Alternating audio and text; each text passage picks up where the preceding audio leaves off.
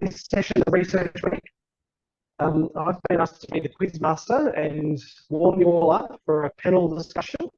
And then the plan is to go and have some lunch and mingle together and celebrate their in research, and also have a think about 2025 and what 2025 might mean.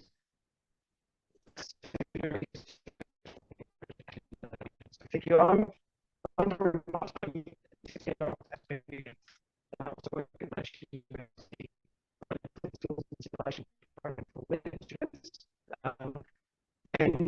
I do a bit of research on the science university. I've been asked by Ange to come and this talk. Thank you very much. I was meant to be wearing a top hat. I'm not sure who took it from the dress up box today. So I guess I'd like to acknowledge that we are on Genentech, past, present, and emerging. I recognise the challenges of colonial changes that occurred for our Aboriginal people, and I acknowledge that we're working on that in this region, and I'm grateful today to think about how to get better doing research. I also acknowledge any today and welcome them to the conversation. So first of all, a quiz. So each table there are answer sheets. Who's got an answer sheet?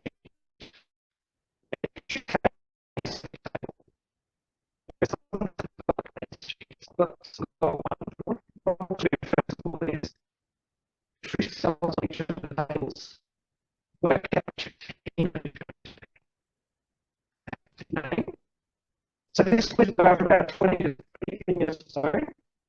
We found that about basics of research questions based on facts. Real facts, not fake facts. Some might have been found on the internet. Chris Crombie is going to be our thrower. So each round there will be a chance to get the answer,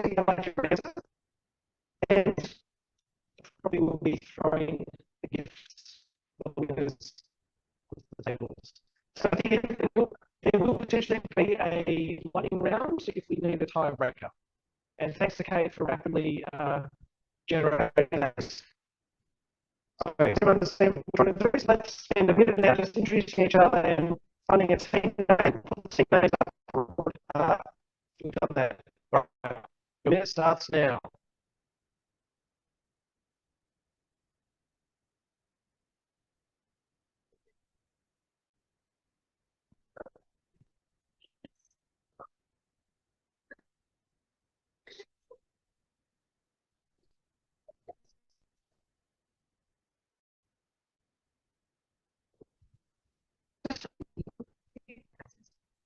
Polycystic economy.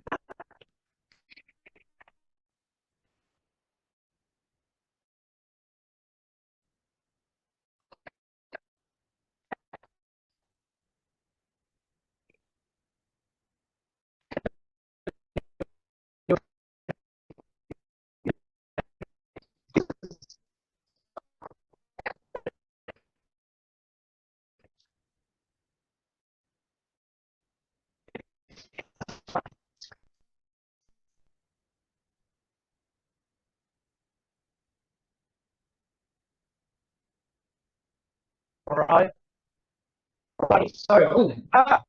So let's check the names on the board. So this table here, which names are we putting on the board? Eloise. Have we got any here?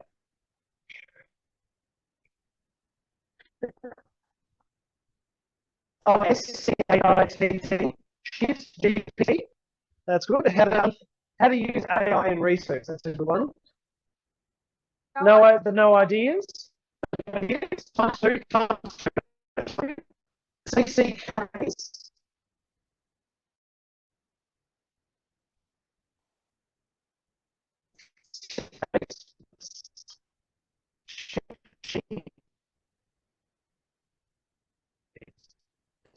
the CCKs, the COAD Act, ampersand names. These sound like all the research trial acronyms, don't they? Prep at names. Prep at names. Yeah, prep at names. What else have we got? The designated quizzes. Right, that sounds like already fertile, creative, irreverent people. So, Professor Crombie, are you ready? Yep. So what I want you to do is write it down and shout out. So I will, that's right. So we've got 6 rounds potentially. The first round is popular culture and science. There are five questions. So first question, which Hollywood actress has co-authored a paper in the journal Neuroimage? Anne Hathaway, Margot Robbie, Natalie Portman, or Meryl Streep? So I'll say them again, and you've got to put down the name of the. So it's A, Anne Hathaway, B, Margot Robbie, C, Natalie Portman, or D, Meryl Streep? Neuroimage.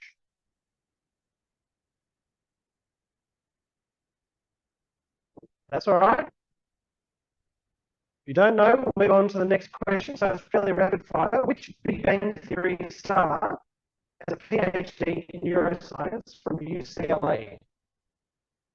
A, Jim Parsons. B, Mayim Bialik. C, Hayley Cuoco. D, Johnny Galecki. I'll read it again. Which Big Bang Theory star has a PhD in neuroscience from UCLA? Jim Parsons. A, Mayim Bialik. B, Hayley Cuoco. C, Johnny Galecki. D. In the movie, so we'll see who got the telluride. So in the movie, awakening drug is given to the patients that are awakened.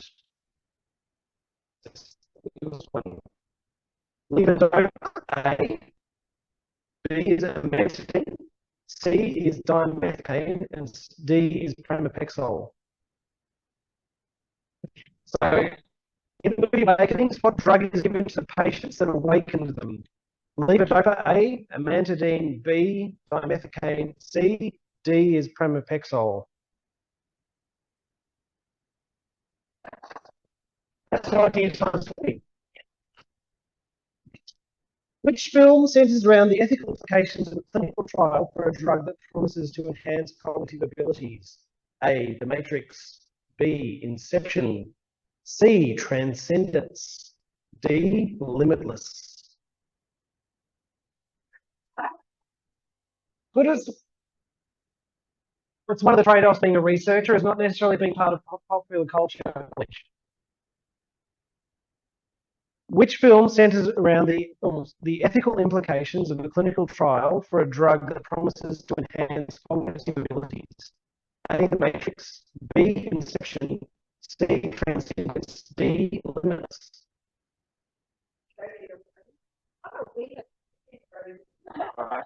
In the film, what type of scientific research is central to understanding and combating a rapidly spreading virus? A, psychological research, B, epidemiological research, C, genetic research, or D, environmental research? In the film Contagion, what type of scientific research is central to understanding and combating a rapidly spreading virus? A, psychological research, B, epidemiological research, C, genetic research, or D, environmental research?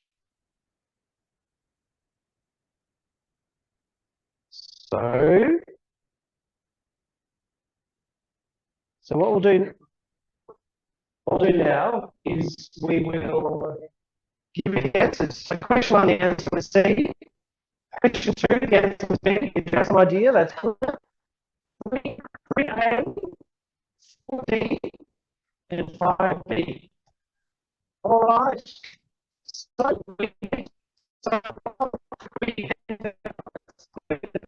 the Wowlees, what was your score? Hey.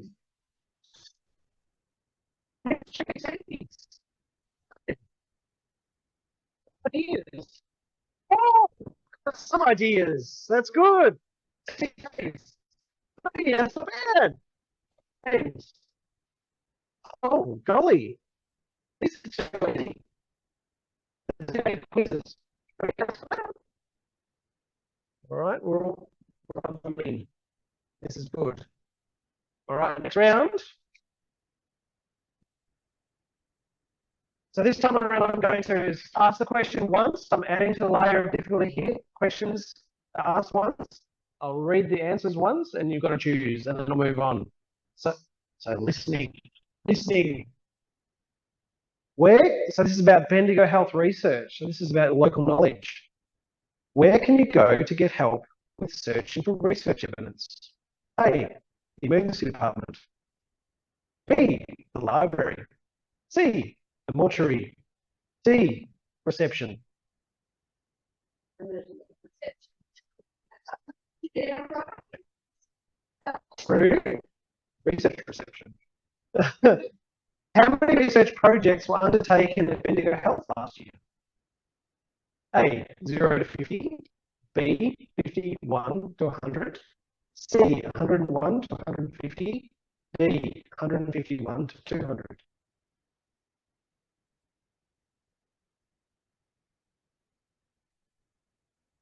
We did stuff. It was better than 0 on an edge. Yep. Less than 1,000, good. So again, so it's about where is it happening? How many different departments are actively involved in research across Bendigo Health? A, 0 to 10. B, 11 to 20. C, 21 to 30. D, 31 to 40. Where are the nerds? Yeah.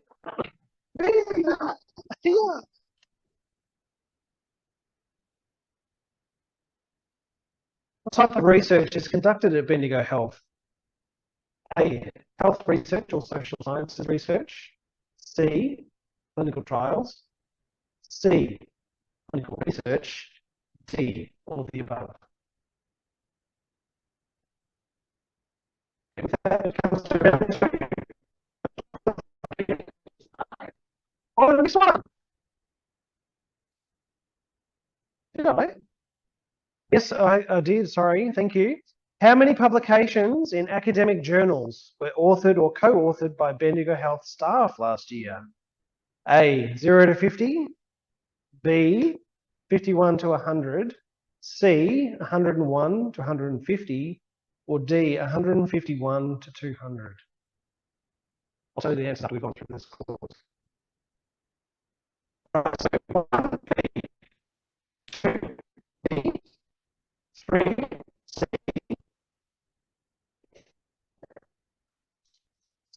So I'll tell you what so the way I gave is the way I'll tell you the answers. So number 1, B, 2, B, 3, C, 4, D, and the last one, which was the one I didn't remember, is C. Right, so base. Also, base. 3, GPTs, CCKs, names. On the iPad. Designated quizzes, and then we've got no ideas times 2. Oh, they're foxy. All right, so let's go around the big trends. Good clinical practice. So how well do we understand clinical research and its ethics and governance? So, section 1, a clinical trial could potentially have how many phases? A, 5, B, 4, C, 7, or D, 1? A clinical trial can have how many phases? A, 5, B, 4, C, 7, or D, 1?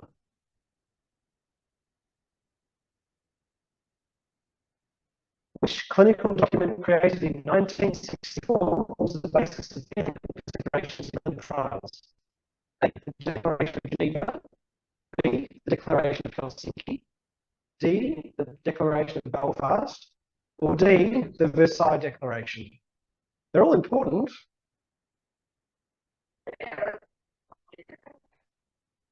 It was written in response to the badness of World War II experimentation. A, Declaration of Geneva, B, the Declaration of Helsinki, C, the Declaration of Belfast, and D, the Versailles Declaration. C, what is the funding purpose of clinical practice guidelines in relation to research? A, to ensure research is adequately funded. B, to guarantee the efficacy of all new drugs. C, to protect the right safety and well-being of trial participants.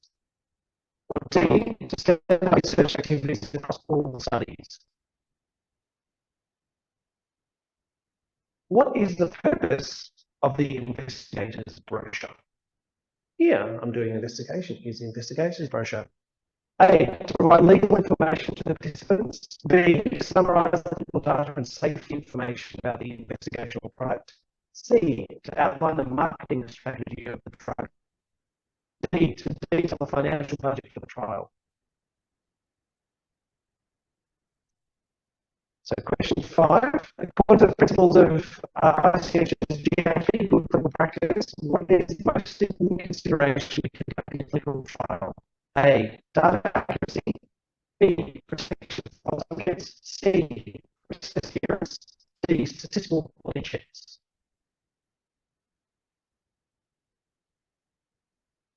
There should be 5 questions this time that I got from there. Right. So the answers are 1B, 2B, 3C, 4B, 5B. All right.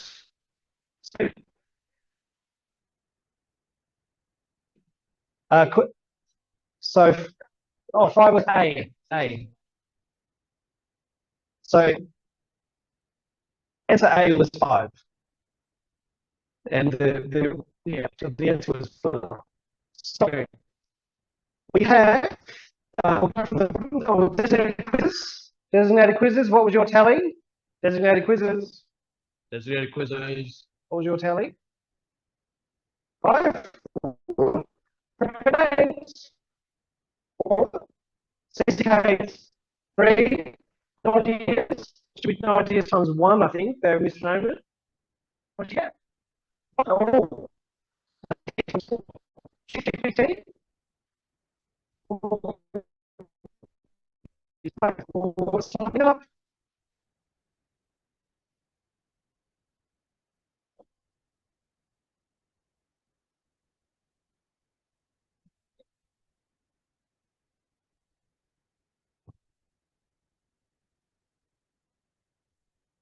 So in the interest of time, I'm going to skip ahead.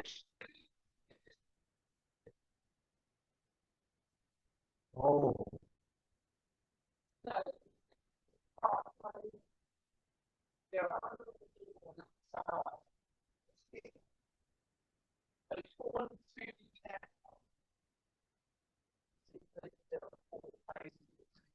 That's right, and post-marketing evaluation is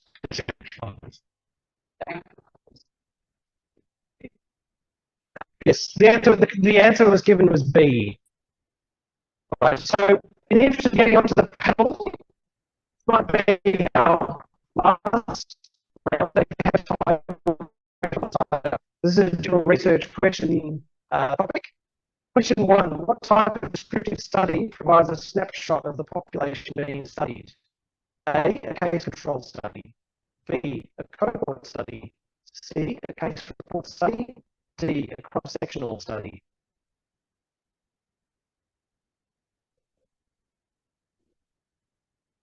Question 2. How long does it usually take to discover a new medicine from a promising research idea to the official approval?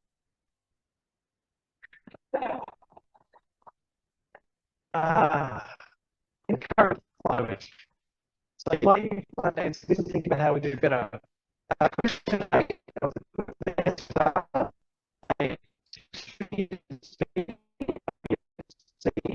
Years, D, 15 years. So how long prior to get to translation into reality?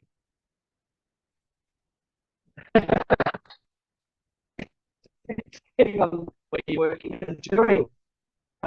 Which activity is not considered as part of the discovery and developing phase of new medicines? A, preclinical testing, B, clinical trials, C, post-market surveillance, and D, developing and investigating compounds.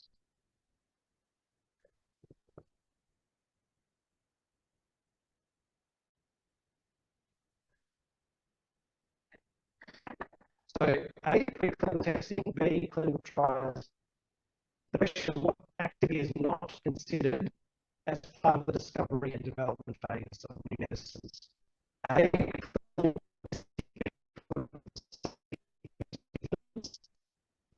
investigating compounds. 4, which phase of clinical trials typically use large numbers of participants? Phase 1, phase 2, phase 3, phase 4.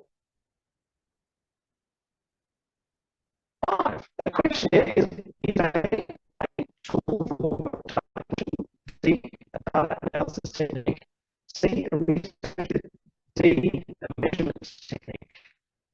The questionnaire is a tool for data collection, A. So a questionnaire is A, tool for data collection, B, data analysis technique, C, a research method, or D, a measurement technique. Right.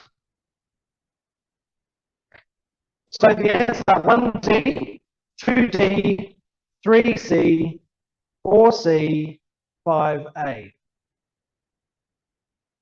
So I'll start with credit names. So 1D, 2D, 3C, 4C, 5A. Credit names got 4. Our quizzes, is that quiz got 4? CCKs, 2. YWEs, OE, GBTs, 4. 4. GBTs, 4. No ideas from 2. 3. Okay, all right, let's set up. And see if I get around.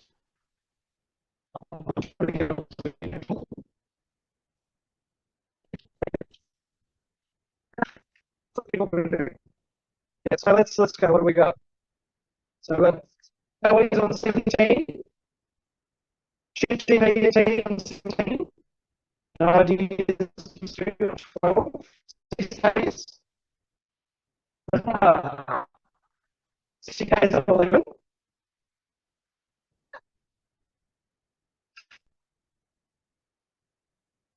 Name 16. All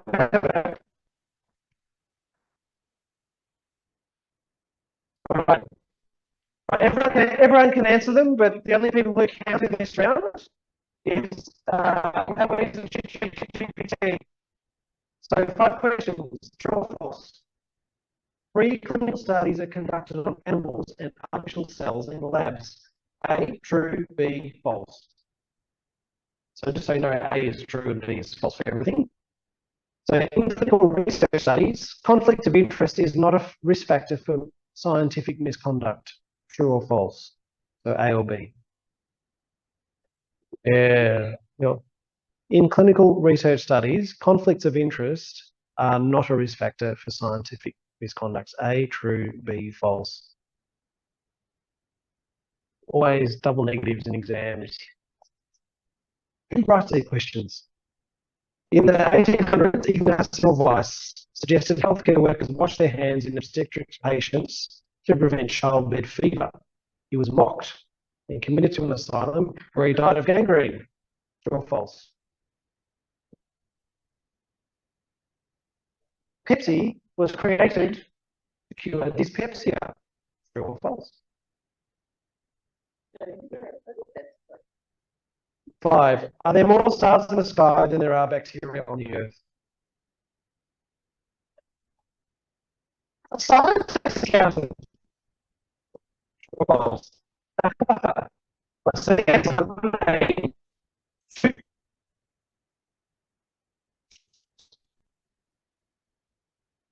Okay, so question 1 is true. 2 is false. 3 is true. Is true. And 5 is false.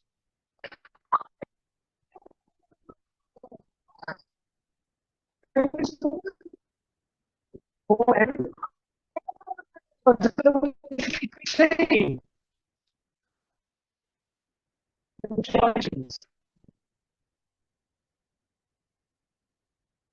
So thanks everyone for warming up.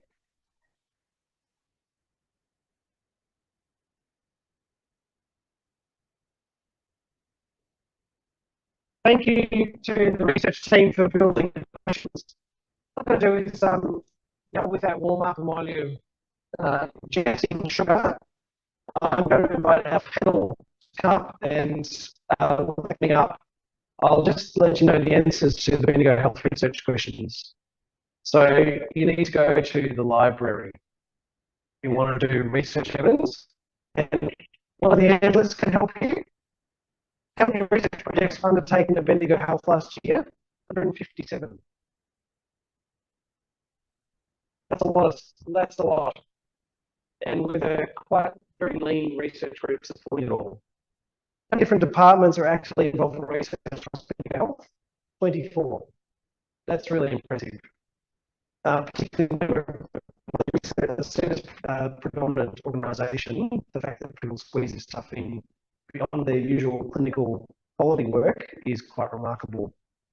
How many publications in academic journals were co-authored by Bendigo Health staff last year?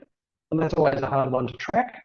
There's lots of places you can record it, but we think 101 research publications came out of this organisation last year.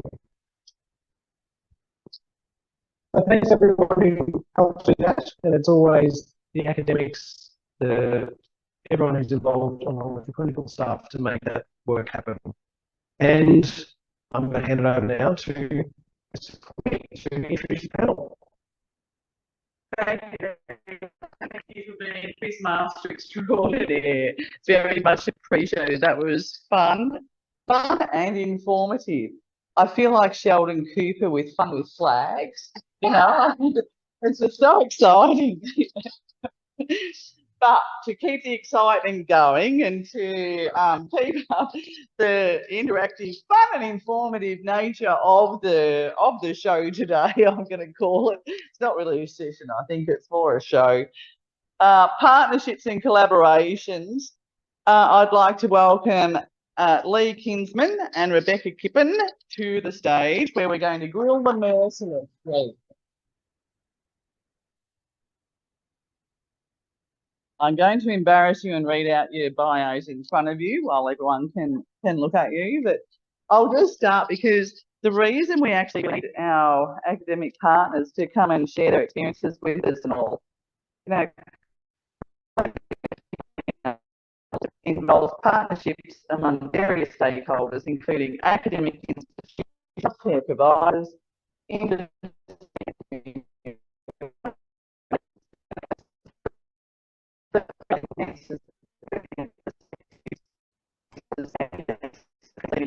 comprehensive and impactful health solutions.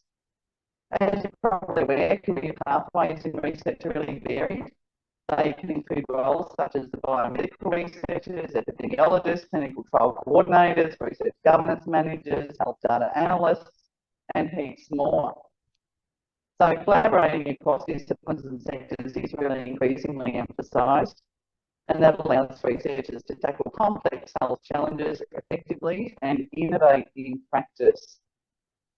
So networking, interdisciplinary training and engagement with community stakeholders are really essential for advancing in this field. So today we are very, very fortunate to have reps from our local academic partners, La Trobe University and Monash University, who can share their experience, discuss and answer all of your really, really hard questions.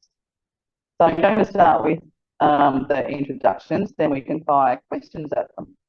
I'll start with Dr. Rebecca Kippen, who is an Associate Professor of Demography in the School of Rural Health at Monash University.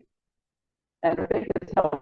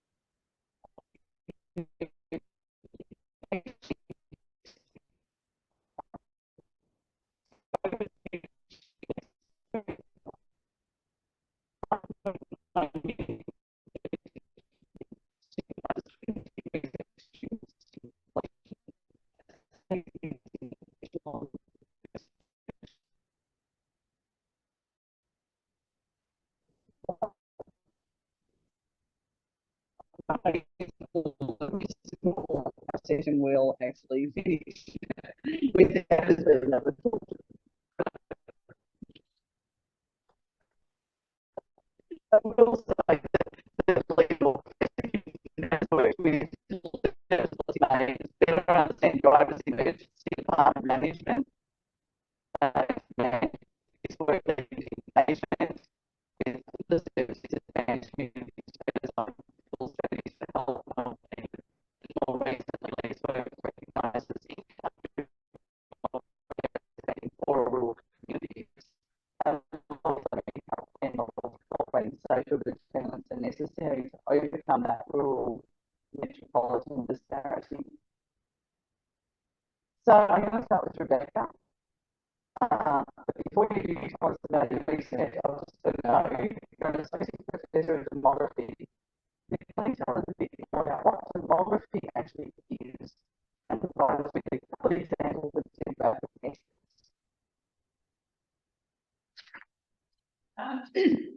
So demography is the study of human population dynamics, so changes in birth rates, life expectancy, migration levels, and impact of those population compositions such as age structures. And an example of that, at the moment I'm working on a project with General Practice Supervision Australia, which is the key body representing GP supervisors. And we're looking at the ageing of populations in rural areas and also the ageing of general practitioners. The population of general practitioners is getting older, particularly in rural areas. And so both those things together, ageing populations, there's higher demand for treatment services, but there's a problem with the demography of general practice. So we're looking at the implications of that for the provision of GP services. I've always been curious about demography. I also love the titles of your research. putting death in its place, mortality, intergenerational disadvantage and built environment. That brilliant title, but always going, I don't know what the acronym of that would be. So I'm sure we can come up with one. And intergenerational transmission of inequality in life expectancy. Can you tell us a little bit about the studies? How did they come about? And just give us a brief overview of them. Yeah, so these are historical population studies that have been proper since the 1990s. So I started my PhD in the mid-90s, and there was a database that a researcher in Tasmania put together of transcribed dead marriages for Tasmania for the 19th century. Tasmania started official government registration for deaths and marriages in 1838. It was the first British colony to do so, one of England. And my PhD was analysing the 19th century deaths and just trying to work out what causes of death, such as disability or actually meant. And so since that time, we've been gradually adding to this database, transcribing the convict records. This latest research, we've now got deaths transcribed up to 1999, which now joins the deaths that have already been digitized from 1970 onwards. And so we have a multidisciplinary team that are analysing those data. Just for example, looking at each generation. So how does your brain get through their life actually impact on your morbidity and mortality? And to do that kind of thing, you need these very long-run data.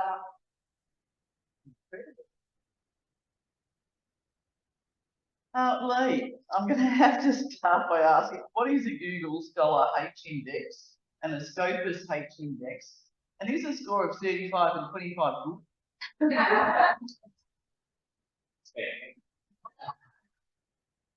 good? Oh! Need updated instance. Can't rely on them. It's a good also very academic, but the implementation they have all the papers that they reference to school. So all the papers get some sort of score there and much other people actually solve. Wow, that is quite impressive. But from a registered nurse working on the wards to a professorial chair at a School of Rural Health, when did you set out thinking that was going to be your career pathway? And when did you develop the research obsession? Can you tell us just a bit about that journey, please? Yeah, it's so neat. And a privilege. Yeah, being a place that you can follow in the development of my research career, which was pretty excellent. My first foray was you're doing research there. My first foray, and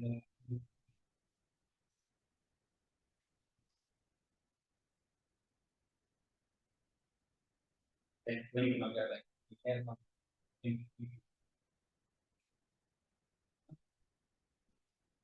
the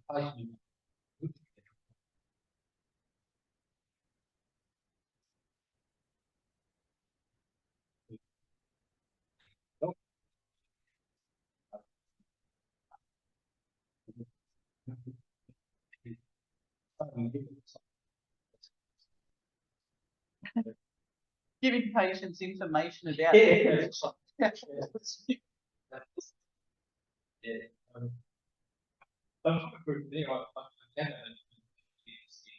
What else do you read?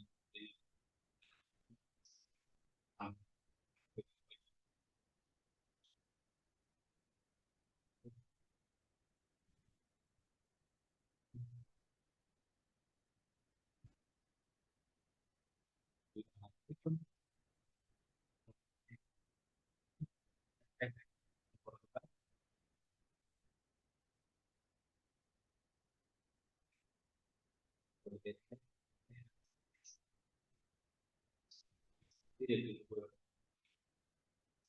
That I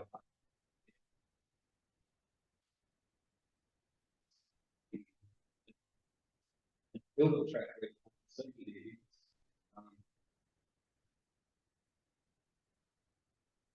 Hopefully, we'll never look back.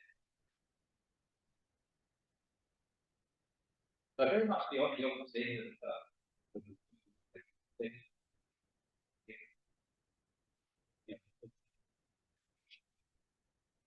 Okay.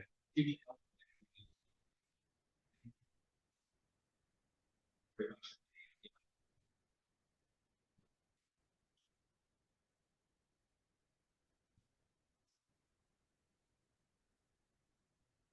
Are there any questions about the research at this stage?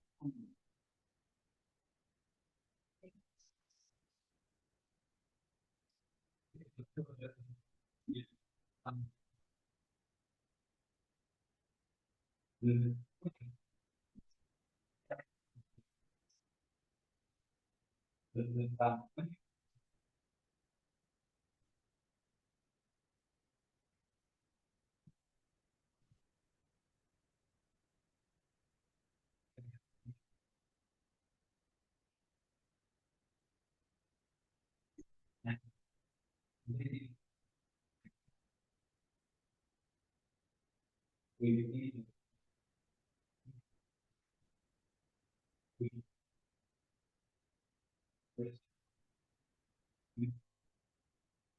So yeah, so we had the opportunity.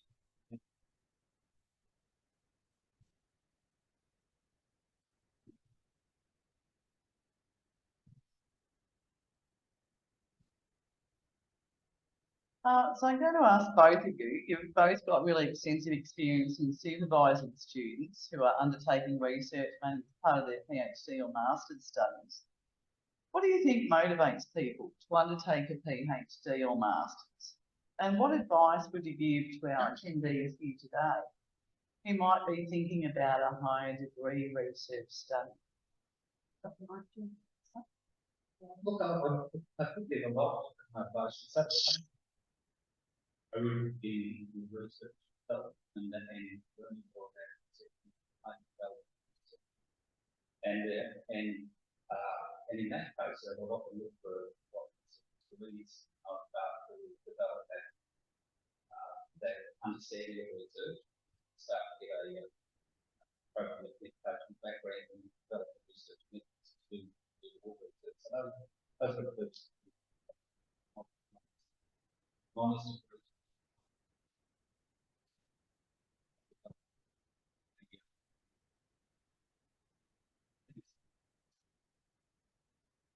Yep.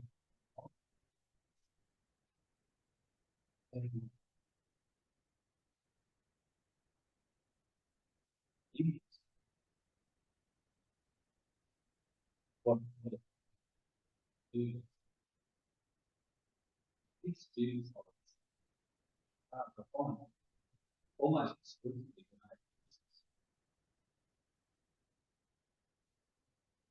all really nice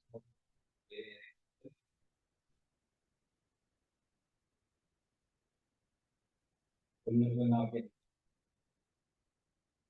when any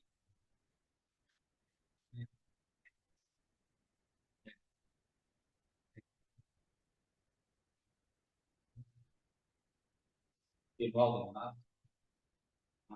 and who might be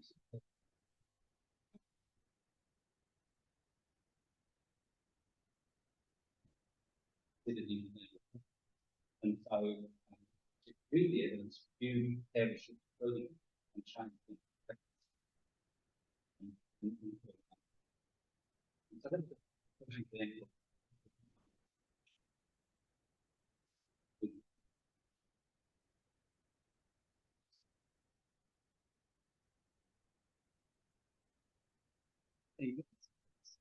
I agree, it's often a passion for a particular topic and noticing that this is an area that doesn't have research and it's a problem. And of course, it's much better to A, address the problem, but then B, publish on that so that then other clinicians, health services can then incorporate that practice as well. Anyone have questions about high degree research or pathways? How can we get more PhDs happening in the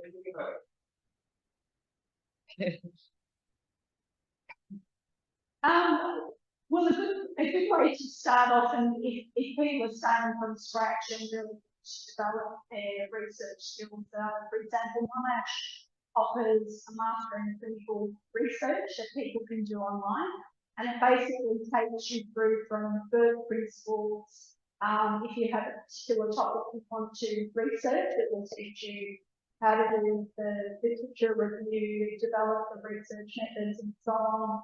Set up the research project, do the project, and then write from that.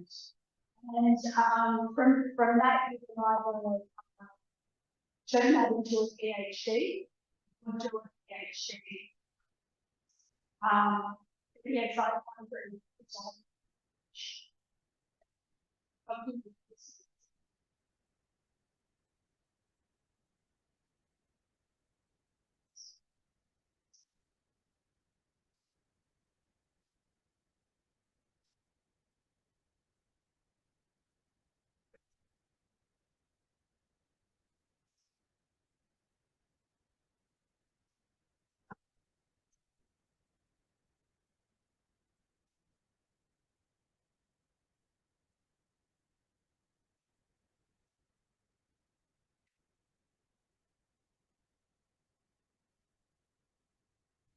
agree. and there's not any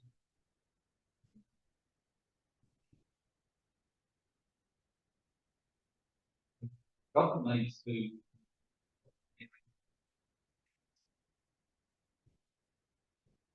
to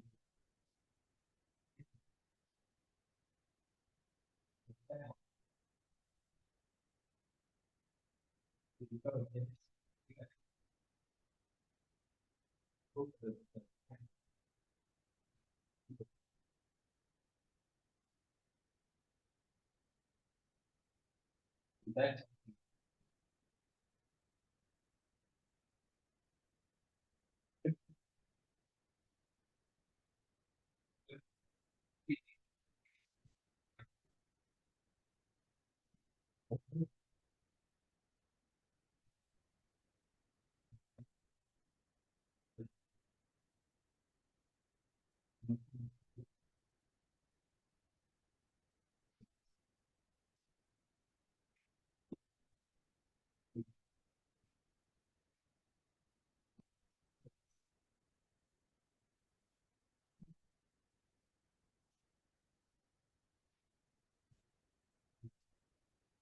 by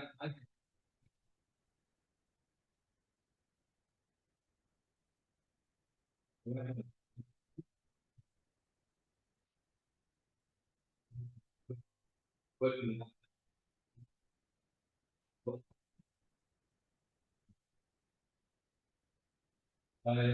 the number, but then it's long vision.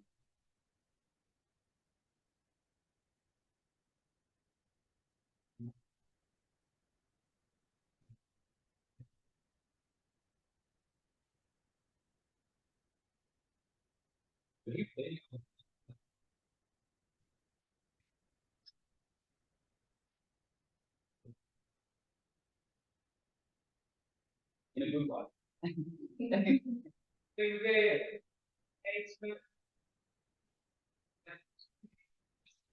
Yeah.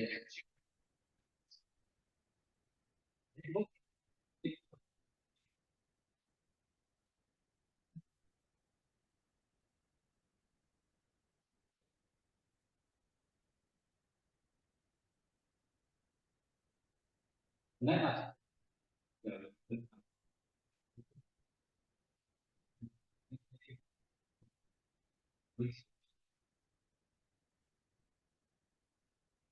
That was part of the.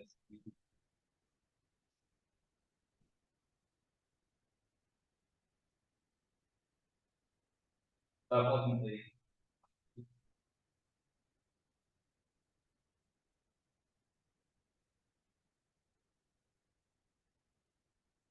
There is actually one open at the moment for between an industry scholarship for PhD. I may as well just shamelessly promote it while we're here. The virtual care office. If anyone is interested in looking at virtual care and in particular remote patient monitoring across the region, it's a definite strategic direction of the health service, as you know, supported by an industry scholarship through La Trobe as the academic partner.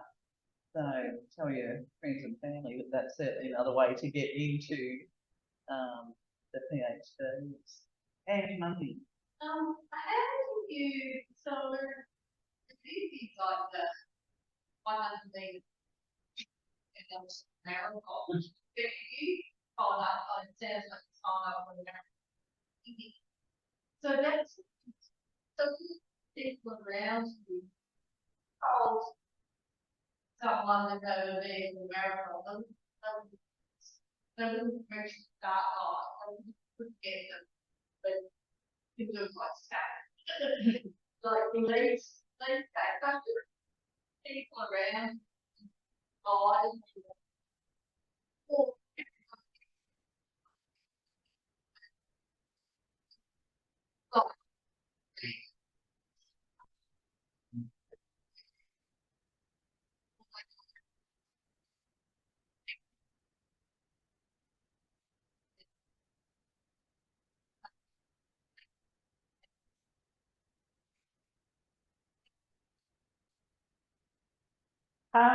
so for me, right, it was from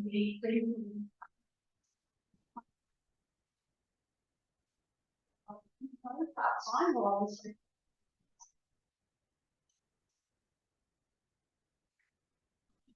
Me, it's a particular academic, it's terrible. So, I was doing a during class. He taught a unit in demography, which I happened to really enjoy, and he strongly encouraged me to then go to the Australian National University for postgraduate studies. And for me, I was just really interested in that combination of the quantitative science, but then also the social science underlying. So why do people activate aging? Why is it vertebrate falling? Why do people migrate? How do rural areas and so on? So for me, it's very interesting what people. It feels like the same answer, but it's not.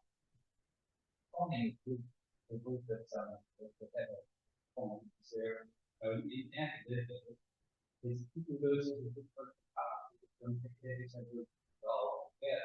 And time with the well, but that on has good confidence. What are we doing from? When when I left video and was working at in Lawrence, I really missed the spinning league, so I deliberately chased jobs that were supported by me with the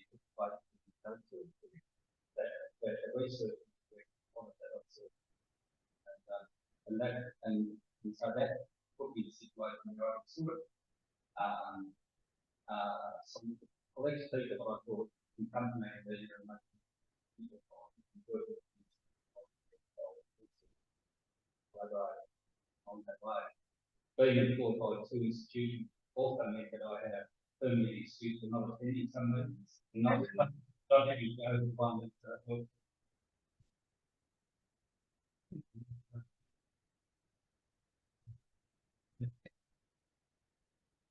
Lots of advantages to that model.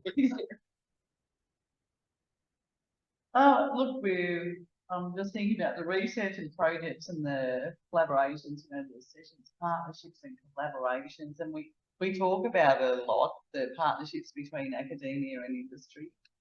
Rebecca, what is the key to successful collaborations? So I think it's having a project that's meaningful to all partners, and also people really need the time to commit to those as well. So for example, when the e-scooters turned up around Bendigo a few months ago, I contacted Cameron Ross and said, is anyone at the hospital going to be monitoring the injuries from this? And Cameron said, well, the trauma committee have already discussing this, but at the moment they don't have the time to come and put together a full research program. So we worked together with the trauma committee and the wonderful Dr. Michelle Chitty, who ran that Dutch lead it from a clinical perspective, and we put 50 Monash medical students onto the project. So they now have to do a 6-week project. We have a student who was STEM, and so he works with the distributor that what kind of should be collected here and put together in this proposal, which is being considered. So I think it's those two things: the recognition that this is important areas for research and really the time as well. And then the other relationship with each partner, but with following the process and following approvals and following the requirements and then we've got each other's backs as well. Because things can go there, one person goes off and publishes something that someone else is. So there's often some pretty honest conversations at the start about who's allowed to publish what, who's allowed to access data, what's the industry partner rights in terms of something that's could be published but might not be so service. And then you have the opportunity to search the data and we'll see the results. So I think there's a lot there that does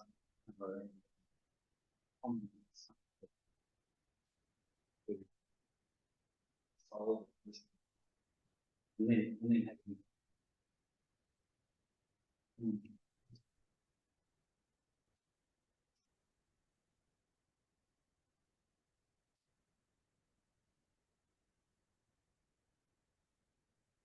I'm conscious of time and want to leave some time to eat and mingle.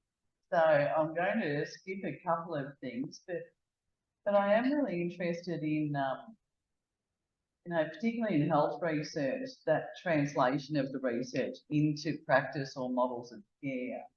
It really is the critical enabler of evidence-based practice and or care.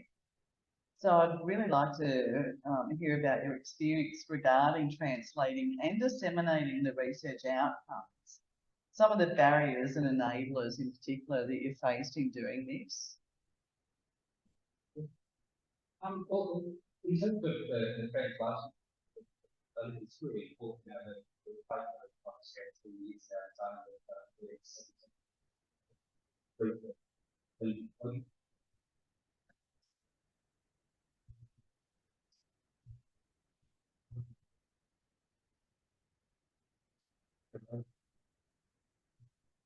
but it turns out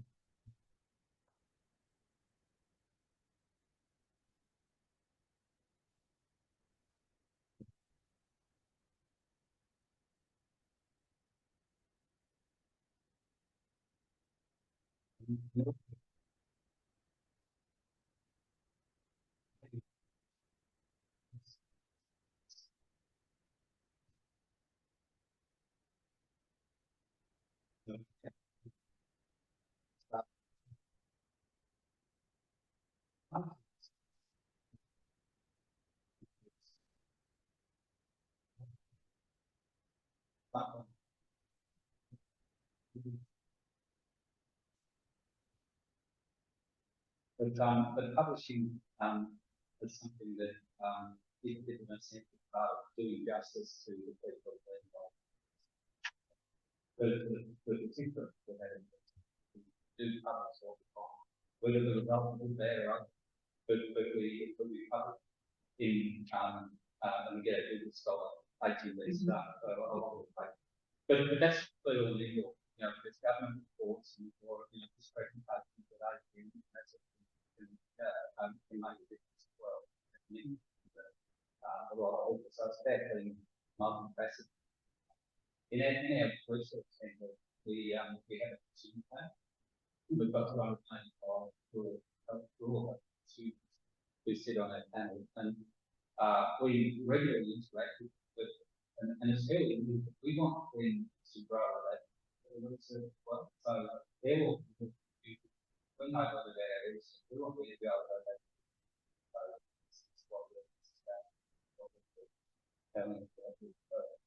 So there's a number of factors there, but I think that's something that's really changed over the last year. But about making sure that the need to impact this rapid and immediate and often along. Agreed, and as you said, I think it's a lot easier when there's a plan in place.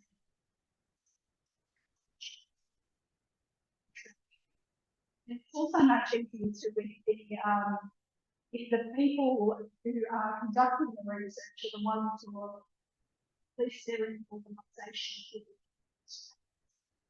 Very hard to change government policy, but it's not easy to change local practice. So, for example, some of our 6 students, these sort of solidly intensive placements, those students have been working on some of the quality improvement projects in the hospital that have changed practice within the year that that those projects that's been really we see that. Very good. We have almost come to the end. See the lunch is there. So I'm going to just combine a couple of questions because you both, I don't want to skip over the brilliant track record in funding, and it is something that health services are challenged by, believe it or not, funding for research. Just quickly wondering, how do you find out what funding is available? I mean, you've got NHMRC, NRFF, you've got Australian Research Council funding, you've both received millions. I feel like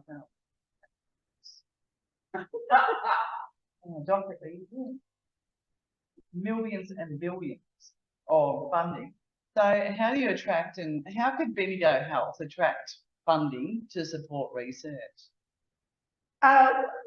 Well, just a practical aspect, there are automated pins that you can set up. So the Australian government has Grant Connect, where you can sign up to that and then just put in the kind of areas that you're interested in, and then you'll get an email when a grant in that area comes up. There's something similar to the Victorian government. There's something called Research Professional that you can sign up to as well that has a broader scope. But often it's just knowing to which organisations have grants available, like Cancer Council Victoria or the Advanced Medical Insurance Company also has research grants. Yeah, the release from that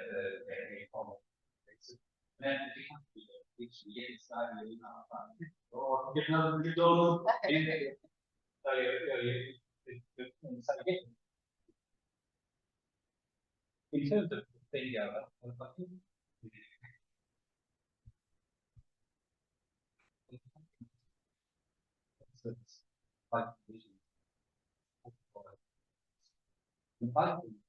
government the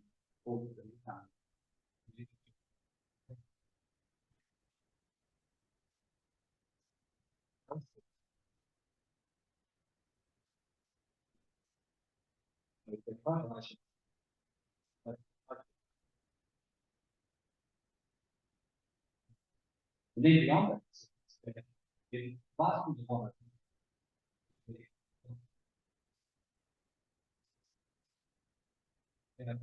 Building up. Yeah. Obviously.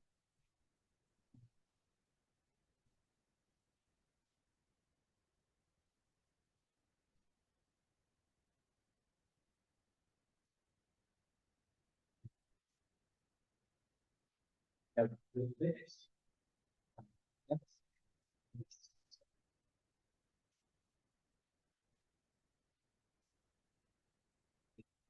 That is great.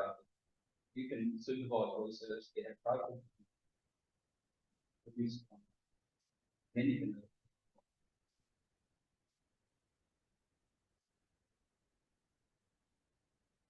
Any burning questions? The audience.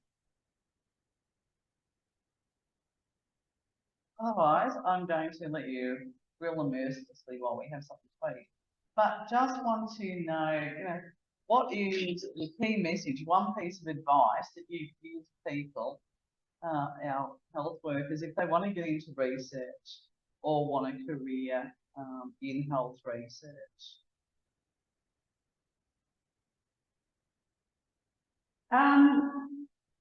Well, I think one important thing is whether or not doing research on health should be consumers of research and what. But I think, as Lee said, the partnerships with academic institutions, because I know you guys are all really pressed for time and it's been difficult to get into research. That's kind of our jobs to we can assist with that. And just to plug these 6-week PPE medical student projects, we're always looking for somebody.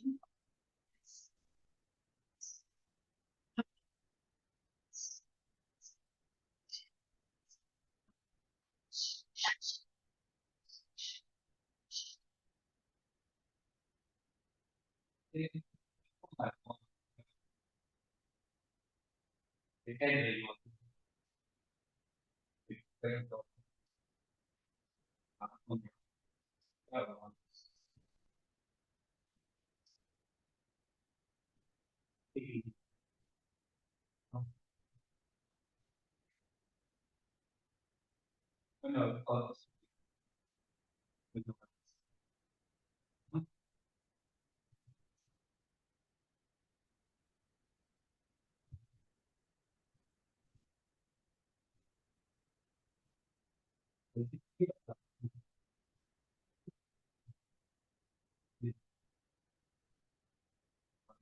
That was significant.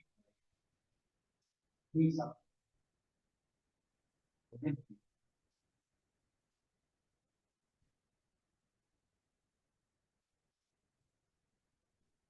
From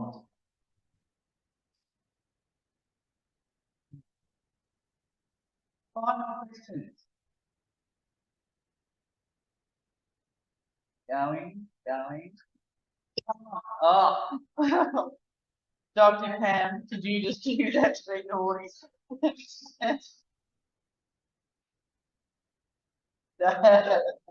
All right, we can fill them mercilessly as we speak, but I really do want to thank Rebecca and Lee very, very much for sharing their wealth of knowledge and experience through collaboration and partnerships evidenced here today, I think, and some great ideas. And I'm sure we will all take on their words of wisdom and progress our own research.